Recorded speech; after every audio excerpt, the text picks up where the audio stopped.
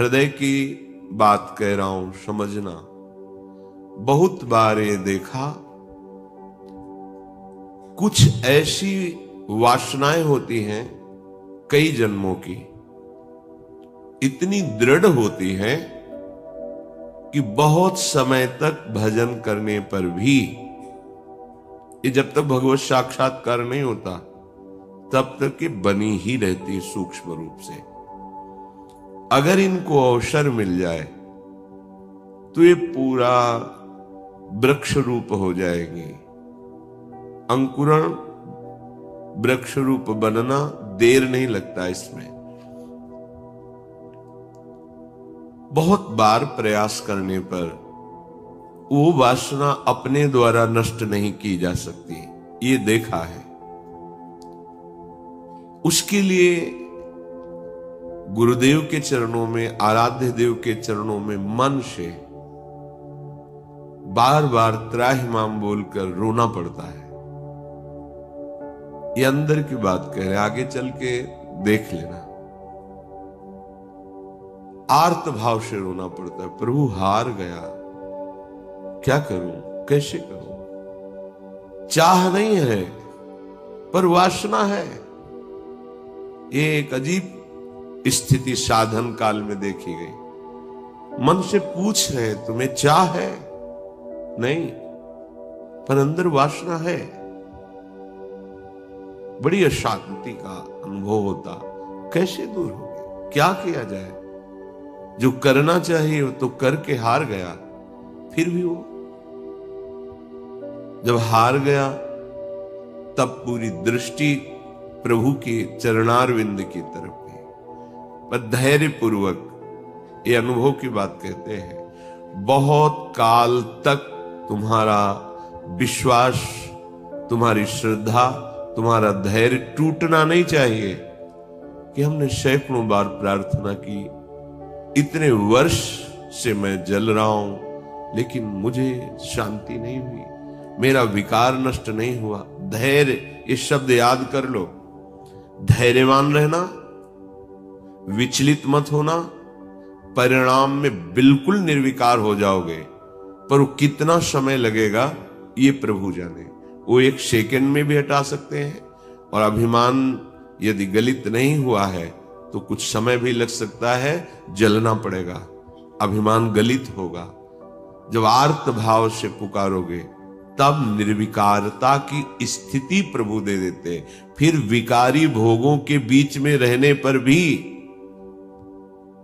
कोई विकार का खेल नहीं हो सकता, कोई भी इच्छा ही स्फुरित नहीं होगी, वासना ही नहीं है, चाह ही नहीं है। ये बहुत धैर्य से सुनो ना, ये उपासकों के लिए कह रहा हूं। आपके अंदर साधन भजन करते हुए वासना दिखाई देगी, आपको आकर्षण दिखाई देगा, उसमें दम नहीं है। वो तुम्हें परास्त नहीं कर सकती, केवल भयभीत करती रहेगी। वो भी हमारी शरणागति में बड़ी सहायक होती है, क्योंकि सब साधन करने पर अहम पुष्ट नहीं होने देती। क्या अभी देखो ये है ना, क्या अंदर से प्रश्न, क्या ये मलिन वृत्ति है ना, तो किस बात की साधना, क्या साधक हो। तो हे नाथ, अब मार्ग दूसरा नहीं, सहयोग किसी से नहीं, अपनी बात किसी से नहीं कहना। प्रार्थना है, समझ लीजिए, आंतरिक बात कह रहा हूं।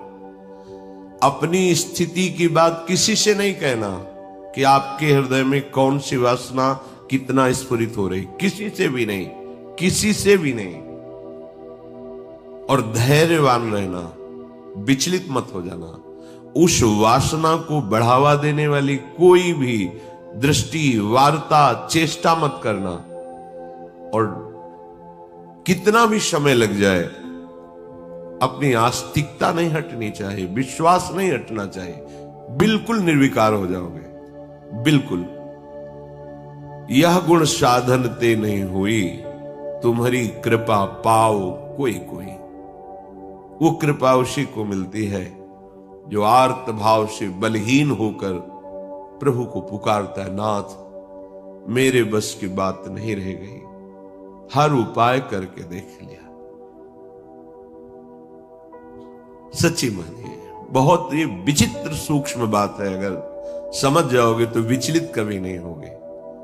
नई अवस्था साधन मार्ग में बड़ी तीव्रता, जब देखा सूक्ष्म वासना हृदय में है। सावन का महीना था, जल पीकर सावन भर रहेंगे, देखते हैं वासना कैसे रहती है।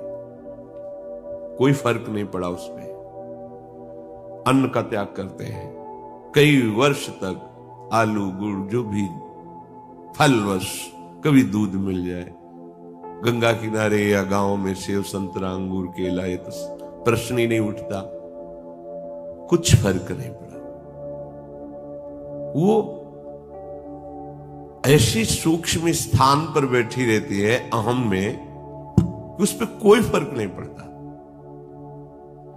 बड़े बड़े सात्विक अनुष्ठान करने पर भी उस पर कोई फर्क नहीं पड़ता। तभी गोस्वामी जी भी लिख रहे हैं, हौ हारे कर जतन विविध विधि अतिशय प्रबल आ जाए, तुलसीदास बस होई तबहि जब प्रभु पेरक बर जाए। बिल्कुल सिद्ध बात समझ लो। गंगा जी में खड़े होकर के आर्त भाव से पुकारते, प्रभु आप देख रहे हैं एकांत सेवन, आप देख रहे हैं संयम आहार, फिर भी ये वासना क्यों, फिर ये क्यों जला रही है? कोई उत्तर नहीं मिलता। पर दूसरा मार्ग नहीं, किसी का संग नहीं, किसी से प्रश्न नहीं, पता नहीं कैसी सलाह दे दे कि हमारा विश्वास, हमारा धैर्य विचलित हो जाए। नहीं, अपनी बात प्रभु से। प्रार्थना में बहुत सामर्थ्य देखी है। ये अंदर की बात कह रहे हैं, बिल्कुल समझ जाना। ये इसलिए कह रहे हैं, ये मार्ग बहुत फिसलन वाला मार्ग है, बहुत संभाल संभाल के कदम रखने। अंत तो गत्वा ये आया कि हैं हम आपके, जैसे भी हैं वैसे आपके। अब आप देख लो, जैसे रखना चाहते हो वैसे रखो। नाथ मैं हार गया हूं, आप देख लो। कब वो चली गई पता ही नहीं चला। जिससे हम लड़ते रहे, जिससे हम जलते रहे, जिसके लिए हम साधन करते रहे, नहीं फर्क पड़ा। और जब उनके भरोसे छोड़ दिया, कब वो वृत्ति चली गई पता ही नहीं चला। इसीलिए बात कल चिंतन में चल रही थी कि अगर कोई समझ पाए तो इसे जरूर बताएं कि ये करने से नहीं होता, ये होने से होता है। बस देख लिया, मैं आपके बनने योग्य नहीं हूं, पर जैसा हूं आपका हूं। देख लो प्रभु, आप राजी हो तो राजी, मैं जलता रहूंगा, कुमार्गगामी नहीं बनूंगा, अन्य अवलंबन नहीं लूंगा, जलता रहूंगा। आप राजी हो मेरी जलन में, जीवन भर जलाते रहो। आप देख लो, अब मेरे बस का नहीं रहा, क्योंकि वो सूक्ष्म ऐसा कि वहां कोई प्रहार ही नहीं पहुंच रहा। अंतःकरण की अहम के महल में सूक्ष्मता से वो रह रहा है। जो भी करो वो बहुत पुष्ट हो रहा है। केवल हटा या हटेगा या हट रहा है तो प्रभु की कृपा से। इसलिए बड़े बड़े महापुरुषों के वचनों में दैन्यता और कृपा शब्द आता है। दैन्यता क्वा हम तो छा परम मधमा, कृपा हेश वृंदावनस्य, ये वृंदावन की महिमा, ये वृंदावनेश्वरी की महिमा, वृंदावनाधीश्वर की कृपा। ये अंदर से कह रहा हूं, समझ लो, एकदम समझ लो। धैर्यवान रहना, विचलित मत होना। ये न सोचना कि इतना समय हो गया अभी नष्ट नहीं हुआ, बिल्कुल नष्ट हो जाएगा, पता ही नहीं चलेगा। जैसे आप कब जवान हुए, कोई तारीख, कोई तिथि, किस दिन आपकी दाढ़ी मूछ उगी, आपने समय, तारीख, ऐसे वो घड़ी भी याद नहीं रहेगी कब आप निर्वासनिक हो गए। कभी स्मृति में आएगा, अच्छा ये तो बहुत वर्षों से जलाया, वो तो अब ढूंढे भी नहीं मिल रही वृत्ति, गई। देखो प्रभु की कैसी कृपा हुई, ऐसा अनुभव होता है। श्रीपाद कह रहे कि शास्त्र और गुरुदेव के वचन करोड़ों बार समझाए जा रहे, तुम्हें समझ में नहीं आ रहा? जिससे लोक निंदा हो ऐसी चेष्टाएं, ऐसे आचरण, तुम क्यों संयम में नहीं रह रहे? देखो, इतना तो है कि हृदय जल रहा है, पर चेष्टाओं पर अंकुश होना चाहिए।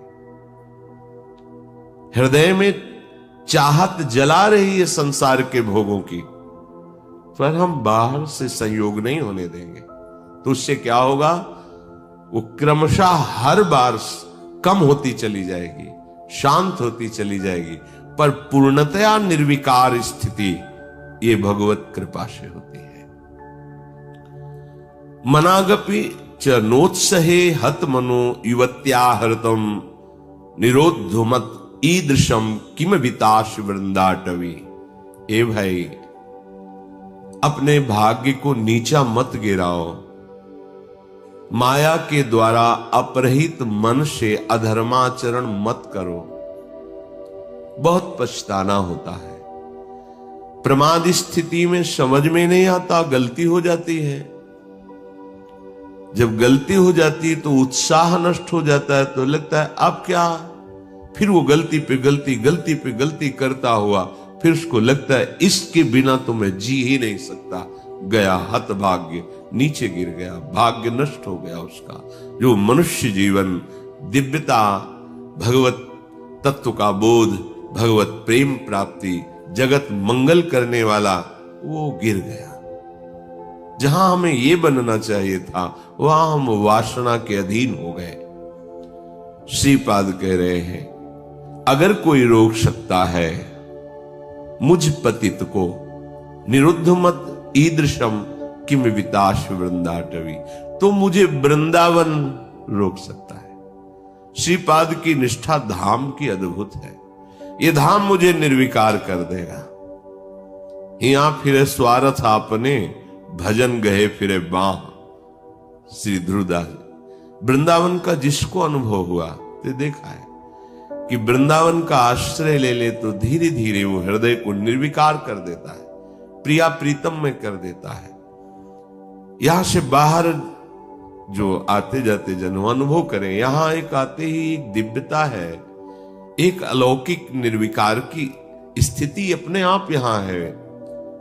बाहर निकलते हैं वो भजन, वो आनंद, वो चिंतन अपने आप हट जाता है, क्योंकि त्रिगुणात्मिका माया का प्रवाह है। ये धाम है। जो निरंतर धाम में वास करते हैं, अगर वो सावधान होकर के रहने से रहे, तो श्रीपाद कह रहे हैं कि राधा कीर्ति सुधा रसेन रसना, रात्रिं दिवं पूर्यता, श्री वृंदा विपिने तदीय पदयो, कैंकर्य में वार्थ्याम, धैर्यं स्वर्णमयी सितुर्नववयो, रूपश्रिया हार्यताम्, प्रेमाश्रुत पुलकादि भाव विभव, व्यक्त्या जगत्तार्यताम्। यदि आप रहनी से रह गए वृंदावन में, तो आपके हृदय का परिवर्तन होना प्रारंभ हो गया।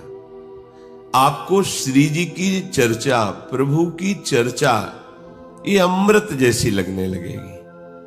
जैसे देखो, आपको कोई कहे कि 3 बजे रात्रि के जग के दिनचर्या करके स्नान आदि आपको पहुंचना है, कितना बोझा लगेगा इस समय सोना छोड़ करके दिनचर्या। लेकिन बिना किसी कष्ट के आप, बिना किसी विषाद के आप बिल्कुल उत्साहित होकर, तैयार होकर सत्संग में आते हैं। ये वृंदावन की कृपा है जो हमारे मन को ऐसा किया गया है।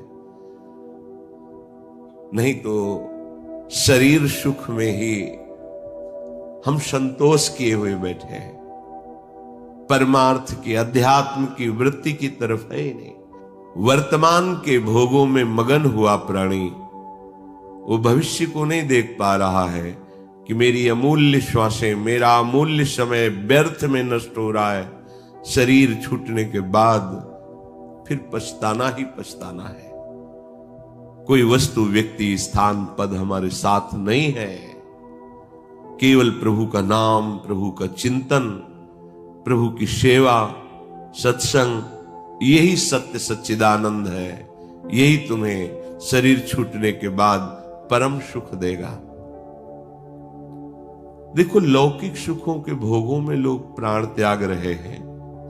तुम्हें एक जरा सा विवेक केवल धारण करने की जरूरत है। तुम्हें खुद दिखाई देगा कि सब धोखे में जीवन नष्ट हो रहा है।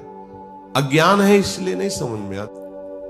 इस संसार समुद्र से पार होना बहुत कठिन है, क्योंकि भगवती माया का ऐसा आकर्षण है कि एक क्षण में हम सत ज्ञान भूल जाते हैं। असत अज्ञान का ऐसा साम्राज्य सा छाया हुआ है। सत संकल्प करते हैं कि आज के बाद हम ऐसा नहीं करेंगे, पर विवश होकर के फिर माया हमसे वैसा ही करा देती है जो नहीं करना चाहिए। उसके लिए हमें अध्यात्म बल की आवश्यकता है। अध्यात्म बल बड़े कृपा पात्रों के हृदय में जागृत होता है। कृपा हमारे ऊपर है, पात्र हमें बनना है। कृपा ना होती तो मनुष्य देह न मिलता, साधु संग न मिलता, धाम आने को न मिलता, नाम, लीला, रूप, प्रभु के सिद्धांत ये सुनने को न मिलता। कृपा तो है, अब हमें कृपा पात्र बनना है, तभी वो प्रेमामृत रस हमारे हृदय में आएगा। कृपा पात्र उपासक एकमात्र अपने आराध्य देव के चिंतन का ही महत्व रखता है। उपासक के अंदर ये प्रश्न नहीं आना चाहिए कि हमें 6 महीना 1 वर्ष हो गए नाम जप करते हुए, कोई हमें परिवर्तन तो नहीं दिखाई दे रहा। 1 महीना अगर हम नाम जप कर रहे हैं या 1 वर्ष नाम जप कर रहे हैं तो ये सत चिंतन है। सत चिंतन कभी व्यर्थ नहीं होता। तुम्हें पता नहीं है कि तुम्हारे कितने अशुभों का नाश कर चुका है नाम, यदि वास्तविक आप जप रहे हैं। संचित कर्मों को पहले भस्म करता है नाम। इसीलिए नवीन उपासक को यह अनुभव नहीं होता कि नाम का फल क्या है, क्या आनंद है, क्या दुख मिटता है। इसलिए प्रार्थना है, आप अपने अज्ञान के कारण कहीं नाम जपना ना छोड़ दे कि जब से नाम शुरू किया हमें कोई लाभ नहीं दिखाई दे रहा, हमें नौकरी नहीं मिल रही, हमारा काम नहीं बन रहा, हमारे दुख नहीं मिट रहे और दुख बढ़ रहे हैं। ऐसा आपको माया अनुभव कराएगी। पर आपको दृढ़ विश्वास रखना है सदगुरुदेव के वचनों में, शास्त्र वचनों में, संत वाणी में। इसी विश्वास के सहारे हम अध्यात्म बल से युक्त हो जाते हैं। नहीं तो जब हम नाम जप करते हैं तो सबसे पहला काम नाम का होता है गोदाम में आग लगाना। जो हमारे संचित कर्मों का शुभ अशुभ गोदाम है उसको भस्म करता है। अब ये बात पता नहीं है तो वो वर्तमान में तत्काल फल देखना चाहता है कि हम नाम जप किए तो हमारी सारी कामनाओं की पूर्णता हो ही जानी चाहिए। नहीं, नाम जप का फल क्या हुआ, वो ऐसा सोचता है। पर ऐसा नहीं है। नाम जप सबसे पहले अशुभों का नाश करता है, फिर शुभ फंसाने वाले जो होते हैं वो उनका भी नाश कर देता है। इसके बाद क्रियमाण पूरा परम पवित्र करके भगवद अर्पित कराता है, प्रारब्ध भोगने की सामर्थ्य देता है। फिर आनंद का ऐसा उन्माद होता है, आनंद की ऐसी उत्तम अवस्था होती है जो वाणी से वर्णन नहीं की जा सकती। आप धैर्यवान बने, उत्साह पूर्वक नाम का जप नाम का कीर्तन, नाम का चिंतन करे, परिणाम बहुत मंगलमय होगा। थोड़ा धीरज रखे, थोड़ा विश्वास करे। न एक एक नाम आपको उठा रहा है, अभी आपको समझ में नहीं आएगा। जब आपके पाप नष्ट हो जाएंगे, हृदय निर्मल होने लगेगा, तब आपको समझ में आएगा। मेरा मन प्रियाजू की कृपा से इस प्रेम रस में आविष्ट हो गया है। अब मेरे लिए वृंदावन से उत्तम कोई नहीं, क्योंकि वृंदावन ने मुझे प्रियाजू प्रदान किया, प्रियाजू के चरणों का प्रेम प्रदान किया, राधा नाम प्रदान किया। अब किसी की कोई मर्यादा नहीं। प्रेम की अपनी स्वयं की मर्यादा है कि वो किसी की मर्यादा नहीं रखता। प्रीति न काहू की कान विचारे, ये प्रेम है। प्रीति की रीति रंगीलो ही जाने। अगर प्रेम का सही रूप कोई जानता है तो प्रभु श्री कृष्ण जानते हैं। इसलिए वो मर्यादा पुरुषोत्तम के रूप में जब अवतरित हुए तो एक एक मर्यादा का पालन। और जब लीला पुरुषोत्तम प्रेमावतार श्री कृष्णचंद्र जी, महाराज की लीलाओं को समझना सदगुरु की चरण शरण में बैठकर ही हो सकता है। जो रसिक हैं, जो लाडली लाल के रस में डूबे हुए रसिक सदगुरुदेव हैं, उनके चरणों के समीप बैठकर ही इनकी लीला समझ सकते हैं। नहीं, इनकी लीला बड़े बड़े मुनियों के लिए भी अगोचर ही है। न देवैर ब्रह्मादेर न खलु हरि भक्तेर न सुहृदा। ये स्वयं बाके हैं, इनकी लीला भी बाकी है। ये बाके की बाकी लीला को जिसका कहीं कुछ बाकी नहीं रह गया वही समझ सकता है। कोई भी चाह, कोई भी लालसा यदि बाकी है तो बाके की लीला को नहीं समझ सकता। जिसका हृदय समस्त कामनाओं से, इच्छाओं से रहित हो चुका है और प्रेम रस का रसिक हो गया है, वो इनकी लीलाओं को जानता है। श्रीपाद कह रहे, ये मैंने इसलिए कहा कि मेरा मन श्यामा श्याम के प्रेम में अब प्रवेश कर गया है और ये प्रेम पंचम पुरुषार्थ है। तो उपासक को बड़ी कृपा है यदि वृंदावन धाम आने को मिले, आश्रय मिले, वास करने को मिले, उसमें विशिष्ट कृपा के सत्संग मिल जाए। सत्संग से हमारे समस्त संशयों का नाश हो जाता है और हृदय दृढ़ हो जाता है कि अब मैं मुक्त होना चाहता हूं। जीवन मुक्त महापुरुष ही प्रेम में प्रवेश होता है, ध्यान रखना। प्रेम रस तभी प्राप्त होता है, पहले प्रेम जीवन मुक्त करता है, तत्वबोध कराता है। सर्वान वस्तु तया निरीक्ष परम स्वाराध्य बुद्धिर्मम, जो उपनिषद कहते हैं सर्वम खलमिदम ब्रह्म ने नानास्ति किंचन, इसका पहले बोध होता है, फिर प्रेम रस प्राप्त होता है। जीवन मुक्त करके विदेह स्थिति से फिर वो प्रेम प्रदान करते हैं। जैसे पांचों भूले देह शुद्धि, ये विदेह स्थिति है। तब छठे भावना रास की, तब वो भावना में प्रवेश करता है। इतनी ऊंचाई हम अपने साधन बल से नहीं प्राप्त कर पाते, ये गुरु कृपा बल से। तभी कहा है रे मन रसकन संग बिन रंच न उपजे।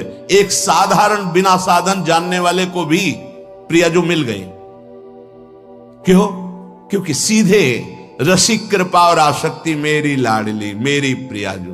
वो दुनिया के शास्त्रों का परिचय नहीं जानता, सिद्धांतों का परिचय नहीं जानता, बस उसके हृदय में एक बात बैठ गई, मेरी प्रियाजू, मेरी स्वामिनी, मेरी प्राण प्रिय सखी लाडली जू, बात बन गई। ये जन्म बंधन से, कर्म बंधन से मुक्त होना बहुत कठिन विषय, बहुत कठिन। जब शास्त्रों का स्वाध्याय करो तब पता चलता है। तभी कहते हैं भगवत प्राप्ति अत्यंत कठिन, पर वो गलत शब्द है। भगवत प्राप्ति अत्यंत सरल। संसार का राग, शरीर का राग छोड़ पाना बड़ा कठिन। इसीलिए परिणाम को वो कठिन बोल देते हैं। परिणाम को कठिन बोलने से घाटा हो जाएगा। हम डर जाएंगे कि हम भगवत प्राप्ति नहीं कर पाएंगे। हमें उत्साह रखना है कि भगवत प्राप्ति बहुत सरल है। कठिन है शरीर संसार का राग छोड़ना, और इसकी जिम्मेवारी है गुरुदेव की। बस आप उनके कथनानुसार चले तो शरीर और संसार के राग का नाश हो जाएगा। परमार्थ का स्वरूप कल के सत्संग में वर्णन किया गया कि उपासक चाहे वो गृहस्थ हो या विरक्त, यदि इस मार्ग में उन्नति प्राप्त करना चाहता है तो किसी के स्वभाव या कर्म की ना तो प्रशंसा करे और ना निंदा करे। क्यों? जब वो गलत कर रहा है तो हम निंदा क्यों ना करें? तुम क्रिया को देख रहे हो लेकिन पावर को नहीं देख रहे। पावर गोविंद है उसमें, सामर्थ्य गोविंद है उसमें। उपासक उपास्य देव को देखता है, क्रियाओं को नहीं देखता। बोले नहीं, बहुत गंदा आदमी, उससे हम भगवान कैसे मान सकते हैं? तो गंदा उसकी क्रिया को लेकर के है, लेकिन परम कारण तत्व जो बैठा है वो निर्विकार, चेतन, अमल, सहज सुख राशि, उसको क्यों नहीं देखा? तुम क्रिया देखने वाले संसारी नहीं हो, तुम तत्व का दर्शन करने वाले भगवत भक्त हो, उपासक हो, जिज्ञासु हो। जैसे है हम छाया को देखकर, कल ध्यान कीजिए सत्संग का, छाया को देखकर भ्रम हो जाता है कोई है क्या, ठूंठ को देखकर भ्रम हो जाता है भूत है क्या, रस्सी या टायर को देखकर हमें भ्रम हो जाता है ये सर्प है क्या, पर वहां कुछ नहीं होता। वो ठूंठ है, वो रस्सी है, वो आपकी छाया है। ठीक ऐसे ही पूरे संसार में आपके सिवा कुछ नहीं है। सच्ची माने आपको भ्रम होगा, कैसे ऐसे हो सकता है? जैसे स्वप्न में आपके मन के सिवा कुछ नहीं था, तो उसमें दुश्मन भी थे, मित्र भी थे, भोग भी था, ना जाने क्या क्या था, पर जब जगे तभी वो झूठा समझ में आया ना। स्वप्न में तो आपको सब सत्य लग रहा था, ऐसे ही अज्ञान से युक्त होने के कारण आपको ये नानात्व सत्य लग रहा है। स्त्री पुरुष, अच्छा बुरा, नीच उत्तम मध्यम, ये आपको लग रहा है। श्री भगवान कह रहे हैं, बहुत गूढ़ प्रसंग है। अगर आज का प्रसंग समझ लेंगे तो प्रियाजू के चरणों में लिपट जाएंगे कि मेरे बस की बात नहीं। ध्यान से सुनिएगा। आत्मैव तदिदं विश्वम सृज्यते सृजति प्रभु। बहुत सुंदर विषय। भगवान ने अपने आप से अपने आप का सृजन किया है, दूसरा कुछ नहीं। आत्मैव तदिदं विश्वम सृज्यते सृजति प्रभु त्रायते त्राति विश्वात्मा ह्रियते हरितीश्वरः। उसने अपने आप से अपने आप को बनाया। त्रायते त्राति विश्वात्मा ह्रियते हरितीश्वरः, और अपने आप से अपने आप की रक्षा की, पालन किया। और फिर ह्रियते हरितीश्वरः, फिर अपने आप से अपना संहार किया। यह है सत्य विषय। उद्धव तस्मान्नहात् बनोन्यस्मा दन्यो भावो निरूपितः निरूपितेयं त्रिविधा निर्मूला भातिरात्मनि इदं गुणमयं विद्धि त्रिविधं मायया कृतम। इसलिए उद्धव तुम सच्ची बातें समझो। मैं अपने आप से अपने आप को रचा, अपने आप से अपने आप का पालन किया और अपने आप से अपने आप का संहार कर लूंगा। किसको दोष दर्शन दें, किसकी निंदा करें, किसकी प्रशंसा करें? कोई दूसरा हो तब ना। अब कह रहे हैं हां, जिनको ज्ञान दृष्टि नहीं प्राप्त हुई है, व्यवहार दृष्टि प्राप्त हुई है, वो ये बात ना समझकर भिन्न देखते हैं। ये अच्छा, ये बुरा, ये स्त्री, ये पुरुष, ये जड़, ये चैतन्य, आदि आदि। उद्धव, ज्ञान दृष्टि के अतिरिक्त मेरे इस रहस्य को किसी और दृष्टि से नहीं जाना जा सकता। जो कुछ भी तुम्हें दिखाई दे रहा है, प्रतीत हो रहा है, तुम्हारे चिंतन में आ रहा है, ये केवल मैं ही मैं हूं। देखो, पीछे मन को लगाने की दो युक्तियां बताई गई थी। आपका मन जहां जहां जा रहा है वहां भगवान देखने की चेष्टा करे, वो वस्तु, वो व्यक्ति, वो पदार्थ, वो श्री भगवान ही हैं। क्योंकि जब पहले सृष्टि नहीं थी तो